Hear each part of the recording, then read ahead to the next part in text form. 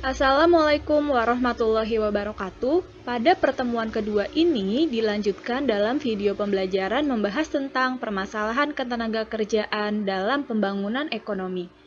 Pada pertemuan ini, apa saja yang akan dibahas? Yang pertama ialah masalah ketenagakerjaan, lalu upaya meningkatkan kualitas tenaga kerja, dan pembahasan yang terakhir adalah sistem upah. Pembahasan pertama ialah masalah ketenagakerjaan. Secara umum, masalah ketenagakerjaan yang sering dialami suatu negara ialah 1. Melimpahnya jumlah tenaga kerja. Jumlah tenaga kerja yang melimpah berpotensi untuk melahirkan pengangguran, dikarenakan tidak diseimbangi dengan lapangan pekerjaan. Yang kedua, rendahnya kualitas tenaga kerja. Rendahnya kualitas tenaga kerja menjadikan tenaga kerja tersebut tidak dapat bersaing dengan tenaga kerja dari negara lain yang lebih terampil. Ketiga, pengupahan. Sistem pengupahan yang ditetapkan pengusaha seringkali berbeda dengan pengupahan yang diinginkan buruh. Hal ini tidak jarang menjadi potensi masalah yang membutuhkan peran serta pemerintah, seperti diadakannya demo para buruh untuk meminta kenaikan UMR. Yang keempat ialah kesehatan dan keselamatan kerja. Di Indonesia, lahirnya Badan Penyelenggaraan Jaminan Sosial atau biasa disebut dengan BPJS menjadi salah satu bagian dari upaya pemerintah dalam mengatasi masalah kesehatan. Yang kelima adalah outsourcing. Outsourcing adalah penggunaan tenaga kerja dari luar perusahaan sendiri untuk melaksanakan tugas atau pekerjaan tertentu yang spesifik. Atau dalam artian lain, outsourcing adalah pemindahan pekerja dari satu perusahaan ke perusahaan lain. Hal ini biasanya dilakukan untuk memperkecil biaya produksi untuk pelatihan karyawan. Sedangkan kekurangan dari adanya outsourcing ialah kontrak kerja yang singkat dan ketergantungan jasa karyawan outsourcing. Yang keenam ialah pemutusan hubungan kerja atau PHK. Hal ini terjadi biasanya dikarenakan perusahaan tidak mampu lagi untuk memenuhi kewajibannya terhadap pekerja, sehingga semakin banyak PHK akan semakin banyak juga pengangguran. Ketujuh ialah tenaga kerja Indonesia atau TKI. Permasalahan TKI diantaranya terkait dengan rendahnya kompetensi atau kemampuan kerja TKI, pengupahan yang tidak sesuai, serta kasus pidana yang dilakukan oleh majikan dari TKI. Yang kedelapan ialah tenaga kerja asing. Tenaga kerja asing ialah tenaga kerja yang sering datang dari luar negeri untuk bekerja di dalam negeri. Hal ini menambahkan persaingan bagi tenaga kerja dalam negeri di pasar tenaga kerja. Apalagi kemampuan atau kualitas dari tenaga kerja asing lebih unggul dari tenaga kerja di dalam negeri. Ialah upaya meningkatkan kualitas tenaga kerja. Menurut kalian, mengapa harus ada upaya peningkatan kualitas kerja?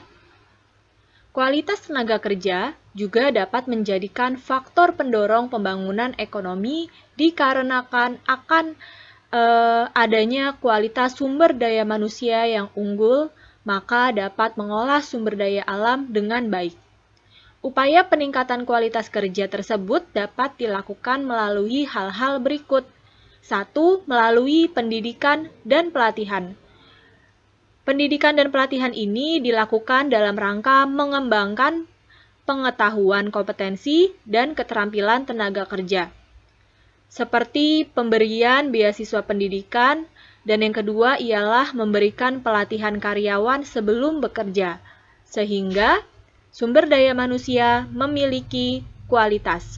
Yang kedua adalah magang.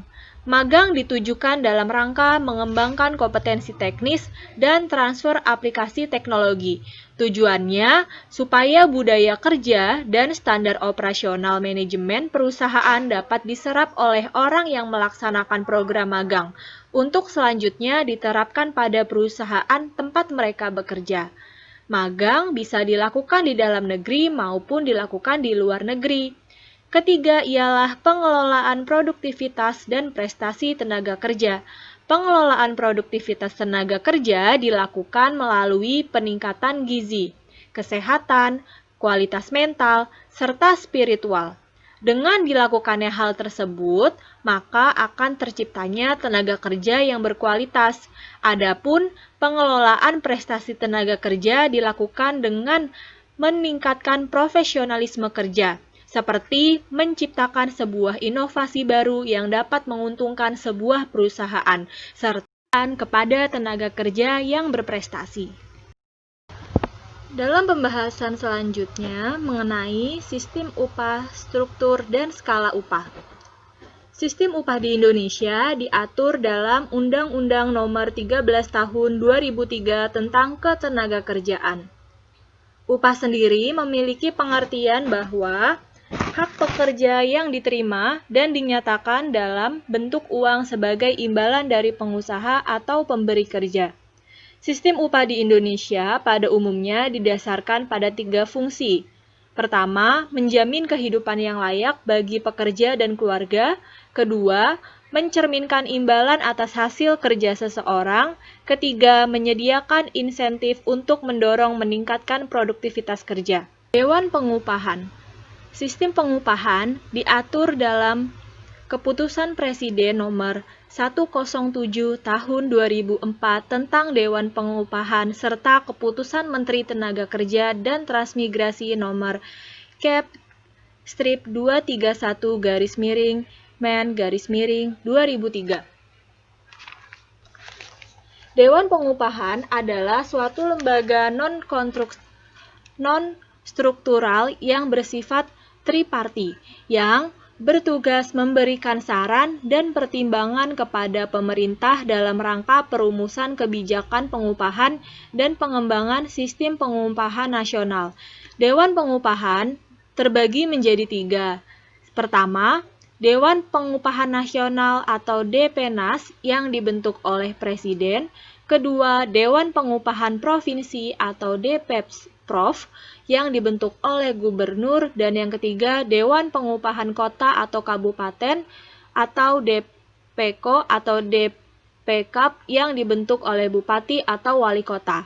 Tugas dari Dewan Pengupahan adalah memberikan saran dan pertimbangan kepada pemerintah dalam rangka perumusan kebijakan pengupahan dan pengembangan sistem pengupahan nasional, provinsi, kabupaten, kota.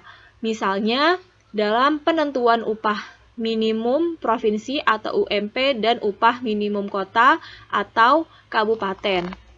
Selanjutnya ialah upah minimum.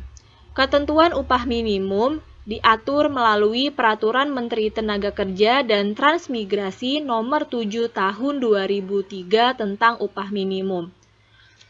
Upah minimum adalah upah minimum terendah yang terdiri atas usaha pokok dan tunjangan tetap. Upah minimum terdiri atas upah minimum provinsi atau UMP adalah upah minimum yang berlaku untuk seluruh kabupaten atau kota di seluruh provinsi. Yang kedua ada upah minimum sektoral provinsi atau UMSP adalah upah minimum yang berlaku secara sektoral. Selanjutnya adalah struktur dan skala upah.